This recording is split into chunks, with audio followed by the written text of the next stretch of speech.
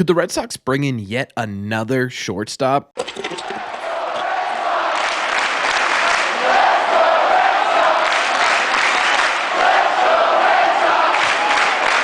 What is going on, everybody? Welcome back to Red Seat Radio. My name is Corbin, and boy, we are going to get some funky rumors between now and when the offseason starts. Honestly, we'll probably get some during the offseason as well. And the latest rumors surrounding the Boston Red Sox is that they could be interested in going after yet another shortstop. The problem here is that it would be unbelievably complicated. So what we are going to do in today's videos, we're going to go over the latest Red Sox report / rumor, talk about what it could mean, why the Red Sox could be interested, and why it could be unbelievably complicated for the Red Sox to achieve. But before we get into that, just a heads up, tonight is the very first off-season Red Sox Hot Stove live stream of the 2025 off-season. If you weren't here last year, we do these every other week. We talk about all the latest Red Sox rumors, reports, what could be happening this off-season. Plus, we're going to watch the Kansas City Royals try and beat the New York Yankees in a series. So we got a whole lot going on tonight. That is going to begin right here on this channel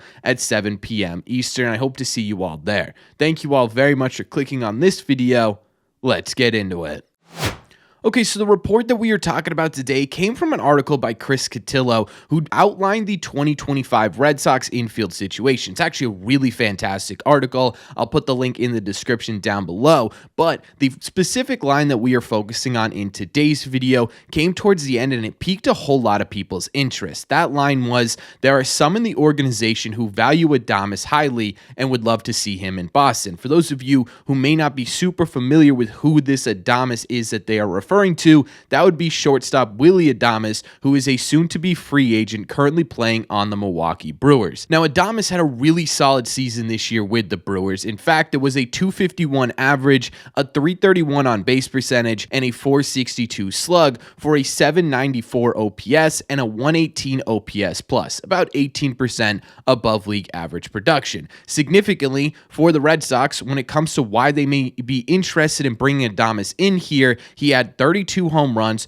33 doubles, and 112 RBI specifically from the right-hand side. Something that, again, as we've talked about in the last few videos over the last couple of weeks, has been a top priority for the Red Sox. Lineup balance, right? Willy Adames would absolutely do that. That kind of power from the right-hand side is exactly what the Red Sox are talking about in terms of what they're looking for this offseason. Plus, while he did still strike out more than the average player in baseball, he does strike out less than a guy like Tyler O'Neill did this season. Adames struck out about 25.1% of the time, where O'Neill struck out about 33.6% of the time. Essentially, what you're going from is 1/3 of at-bats leading to strikeouts to 1/4 of all at-bats leading to strikeouts. It doesn't sound like the biggest difference in the world, but it absolutely could make a huge difference. We've talked about it a few times on this channel. There are a lot of you guys that feel extremely strongly about this, but one thing that the Red Sox offense needs to be better about next season is cutting down on those strikeouts. And while this would be a marginal difference hypothetically, I think it would make a big difference over the course of a 162-game season. Now, on top of this, he's also still taking a pretty decent amount of walks. This season, he finished in the 80th percentile in walk rate in baseball, meaning only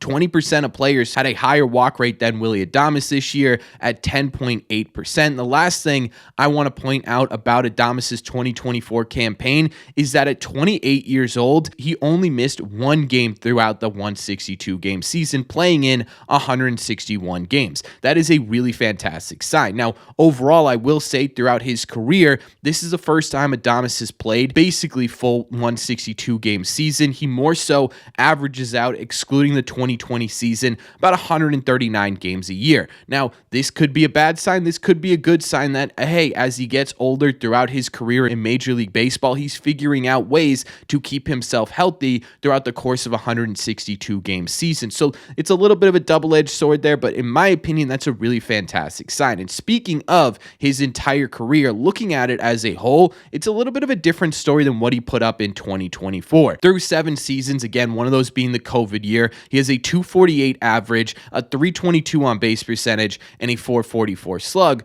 good for a .766 OPS and a .109 OPS plus. Not as exciting as this season alone, but he he still has many more seasons of above average production than he does below average. Plus, I just love doing this when we talk about right-handed hitters. Take a look at what his spray chart in 2024 looks like when it's overlaid on Fenway Park. There's a whole lot of gray for outs there that look to be well over the green monster when it comes to Fenway, so it's always fun to do that. I think this is a dude that would absolutely mash at Fenway Park, especially if you give him 81 games there. So if we're taking a look overall as to where this rumor popped out of and why the Red Sox could be interested in Adames, the answer is fairly obvious, right? Craig Breslow is making it a priority for the Red Sox to try and acquire a right-handed impact bat. Willy Adames is absolutely that kind of player. If we're taking a look at what he would do to this lineup, he would add about the same amount of power as Tyler O'Neill had, a few more doubles. He would also add many more RBIs. He also would play more games and strike out less. It feels like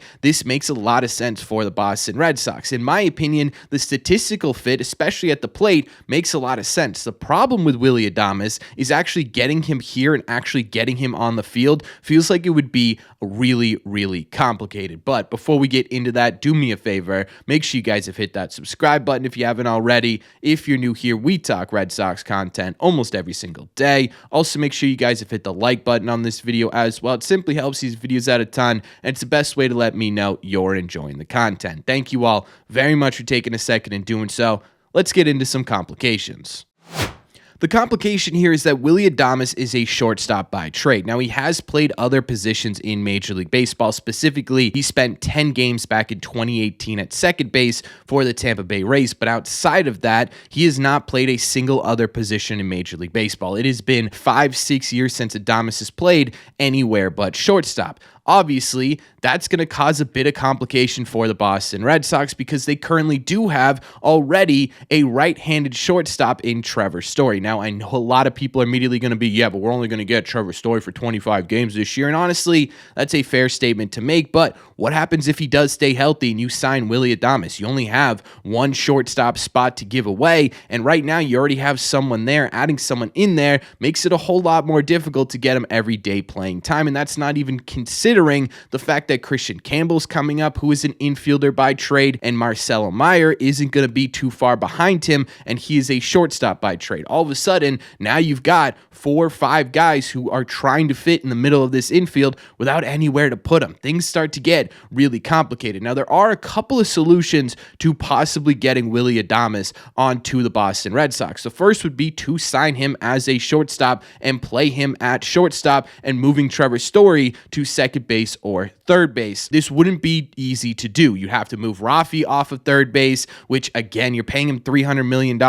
Is it really time to make him a DH fully? And what do you do with Massa? Moving him over to second base, again, really sort of makes it impossible for Christian Campbell to make his debut. You're also blocking off guys like Grissom and trying to figure out what you're going to do with those guys. All of a sudden, they become a bit of wasted roster space. You could have Willy Adames move off shortstop and say, hey, Willy, why don't you go play third base for us? We will move Rafi over to the DH position. But again, with Massa on this team, you got to find a way to make room for that to happen. And maybe you can cycle Rafi in and out of third base, and those guys can kind of split time between third base and DH, even though Willy Adames is a fantastic defensive fielder. And it would be a ton of fun to have a Willy Adames, Trevor Story right side of the infield. A lot of people would have a good time with that. Or maybe you move Rafi over to first base and move on from Tristan Casas, which I gotta tell you, I really hate people suggesting that idea. One, because Tristan Casas' stock right now is one of the lowest it's ever been with the injury he had this year and the struggles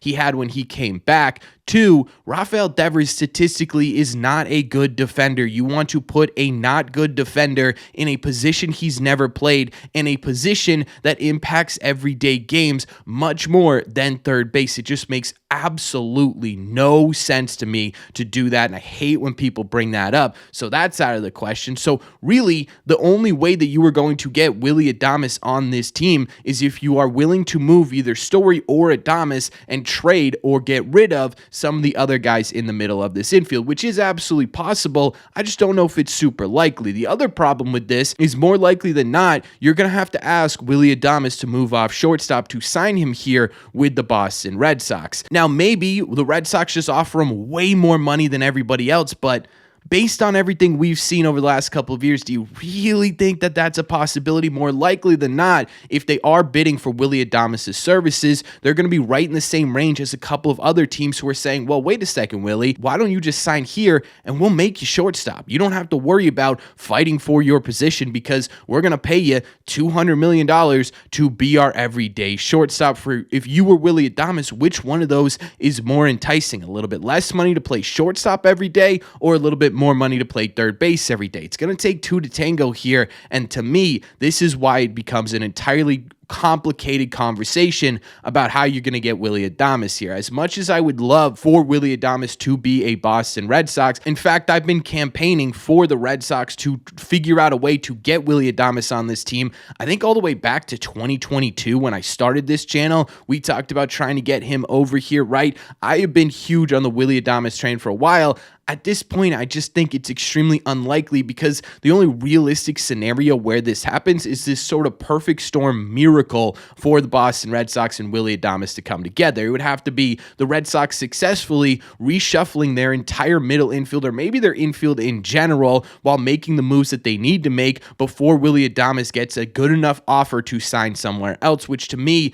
just doesn't feel like something that's going to happen. So as much as I would love Willy Adames on this team, I just don't know if it's humanly possible. What I will say, though, is that we've been talking about it for a while. The Red Sox are going to need to make a really big trade at some point here, or they are just simply going to be wasting valuable assets in the minor leagues. Signing Willy Adames, figuring that out, would absolutely give you the potential to trade a high-octane prospect for a legitimate starting pitcher. A guy like Christian Campbell does become a bit more movable if you've got a Willy Adames on your current roster for the next 5-6 years. Same with a guy like Marcelo Meyer, and that could make things extremely interesting. So I don't think it's absolutely impossible. I think it is something the Red Sox should absolutely look into. I just don't know if the situations between both the free agent and the team he could possibly be signing with actually end up matching up, which to me is unbelievably unfortunate because I think Willy Adames is one of the more underrated players in the league